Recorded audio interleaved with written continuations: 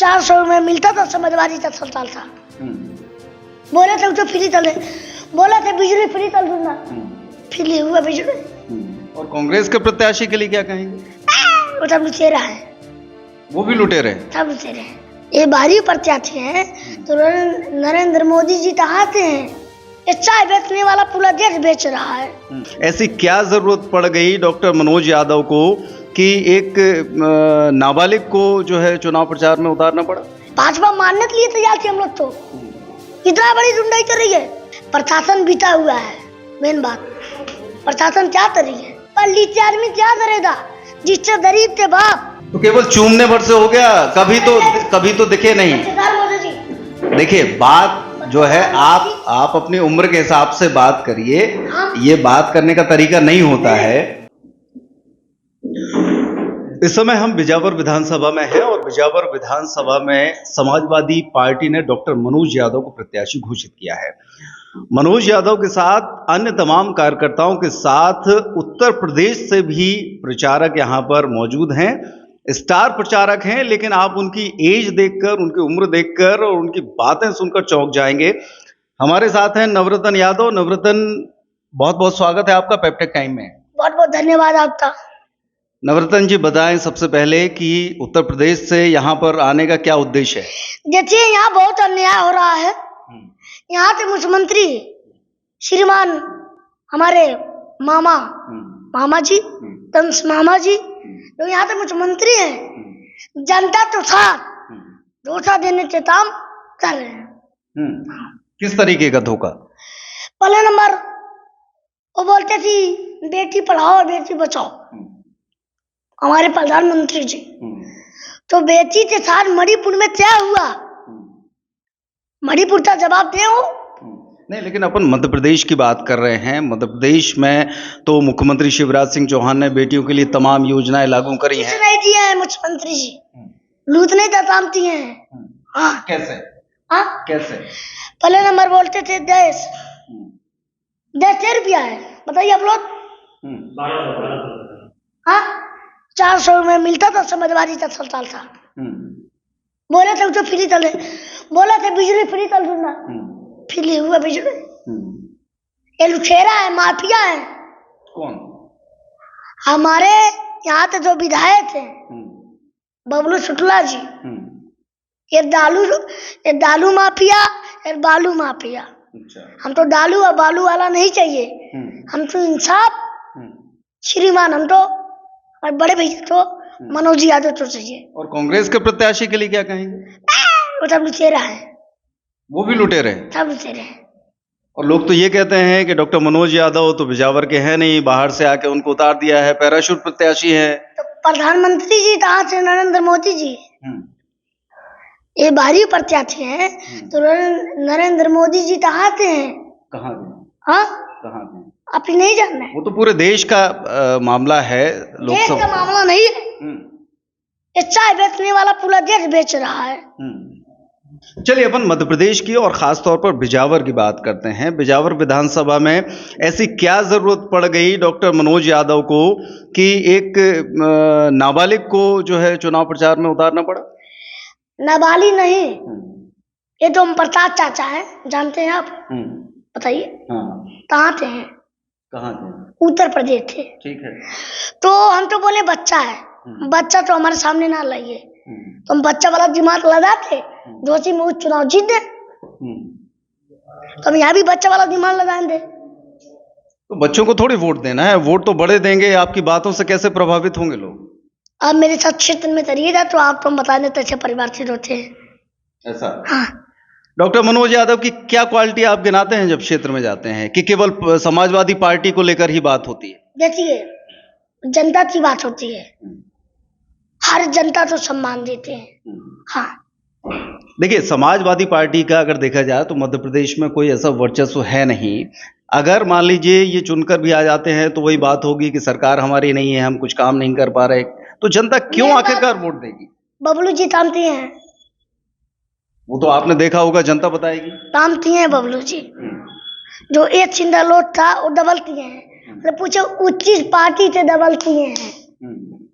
वो समाजवादी पार्टी से जीते थे तो रोड डबर बनवाए हैं। तो जब समाजवादी पार्टी में थे तब बालू माफिया और रेत माफिया नहीं थे? हाँ, तब समाजवादी पार्टी में थे तब मैंने मालनी राज जी तो दबाव में थे, शेर थे दबाव में। तब शेर दहाड़ता है, शेर के सामने कोई आता नहीं है। हाँ, यानी कि उस समय वो पाक साफ थे और भाजपा में आने पे वो बिगड़ गए। गुंडा माफिया बन रहे। ऐसा तो आखिरकार अगर गुंडा माफिया है तो उनसे कैसे लड़ाई लड़ी जाएगी? उनका गुंडई सिर्फ 76 तारीख तो तब वोट पड़ेगा, तब बस्ता छुलेगा तो उनकी गुंडई सब नीचे दब। तो यहाँ डॉक्टर मनोज यादव जो चुनाव लड़ रहे हैं वो उनकी गुंडई नीचे करने के लिए लड़ रहे हैं या अपने जीतने के लिए? गुंडई जो जनता के साथ अन्याय करेगा उसके खिलाफ मनोज यादव लड़ेंगे। अच्छा, अगर ऐसी बात है तो फिर उत्तर प्रदेश में समाजवादी पार्टी को लोगों ने सपोर्ट क्यों नहीं किया? अगर ऐसी बात है कि शेर हैं और समाजवादी पार्टी तो तार चलता तो लाठी से ही चलता और मारने का काम किया है। अभी आप परसों नहीं जाते, परसों तेदारी था वहां पे, परसों हम लोग पूरी भाजपा थी, फिर झाड़ू वाले थे, सपा थी, 3 लोग तो बुलाया गया था। भाजपा मानने के लिए तैयार थे हम लोग तो। इतना बड़ी गुंडाई कर रही है। कहाँ पर? यहीं पे अपने चौराहा पे, बिजावर चौराहा पे, चौक पे। यानी कि आपने शिवराज सिंह चौहान को भी और उनकी पुलिस को भी गुंडा बता दिया। प्रशासन बीता हुआ है, मेन बात प्रशासन क्या कर रही है। और मणिपुर में क्या हुआ, फिर महिला तो नन्हे धुमाया गया, ये देश में होगा। खैर, मणिपुर की बात पूरे देश अभी हमारे बहन के साथ हो तो आप तो अच्छा लगेगा, आपके बहन के साथ हो तो आप तो अच्छा लगेगा। कहाँ हटा ये बात?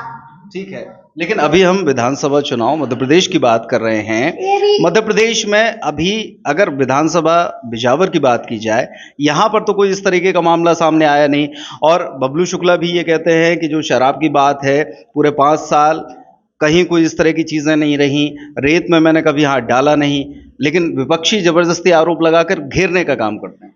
आप तो बता दें, बचने के लिए आदमी बहुत उपाय चलता है। हाँ,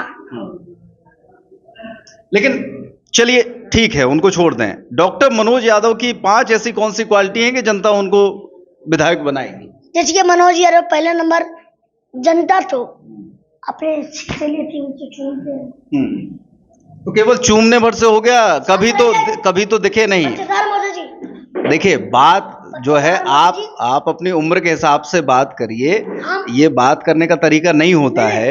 मेरा कहने, सवालों के जवाब जो है वो जवाब के तरीके। हाँ, मोदी जी उत्तर जवाब दे रहे हैं। जब आप चूमने वाली बात करते हैं, इसे मुख्यमंत्री जी पूछिए, जिसे गरीब का डोर चूमे, बबलू शुक्ला जी पूछिए, जिस गरीब का पैर छुए। तो पैर छूने से विकास हो जाएगा? विकास नहीं हो जाएगा, सम्मान लेता है। ठीक है, सम्मान लेता है, सम्मान। तो सम्मान अलग चीज है, रोटी भी तो चाहिए आदमी। हाँ, रोटी चाहिए तो चीज तो चाहिए, रोटी चाहिए। डॉक्टर मनोज यादव अकेले क्या करेंगे? जब सत्ता में सरकार नहीं होगी तो क्या करेंगे? वो सब करेंगे।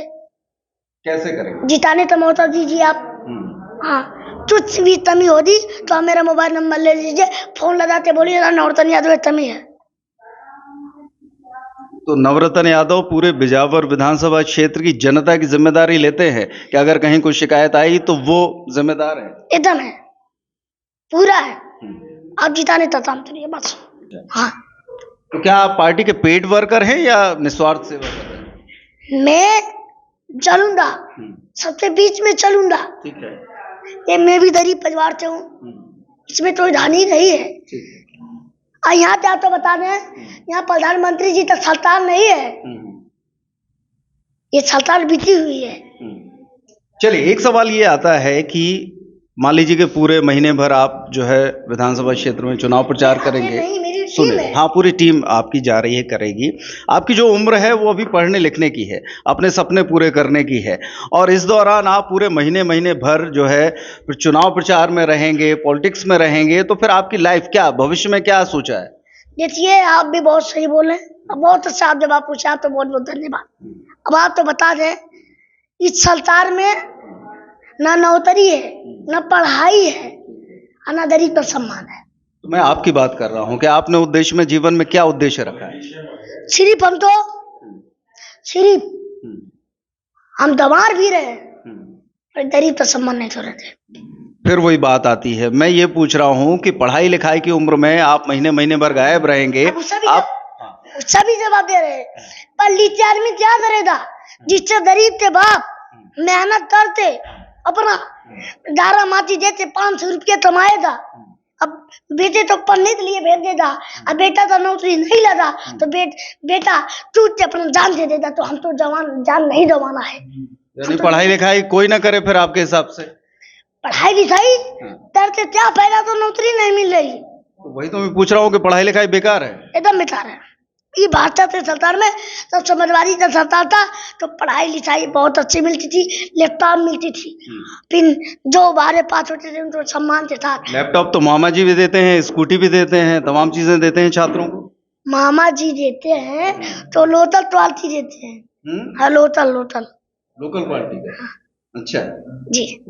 चलिए, तो ये थे नवरत्न यादव जिन्होंने अपनी बात बड़ी बेबाकी से कही। हालांकि बहुत सारी बातें ऐसी हैं जो उनके उम्र से ताल्लुक नहीं रखती, लेकिन जो जोश है जिस तरीके से और पूरे मध्य प्रदेश में कहना है कि समाजवादी पार्टी का चुनाव प्रचार करेंगे, समाजवादी पार्टी की तमाम नीतियों को जनता तक पहुंचाएंगे और उनका ये कहना है कि अगर समाजवादी पार्टी सत्ता में आती है तो निश्चित तौर पर मध्य प्रदेश की बेहतरी के लिए कार्य करेगी।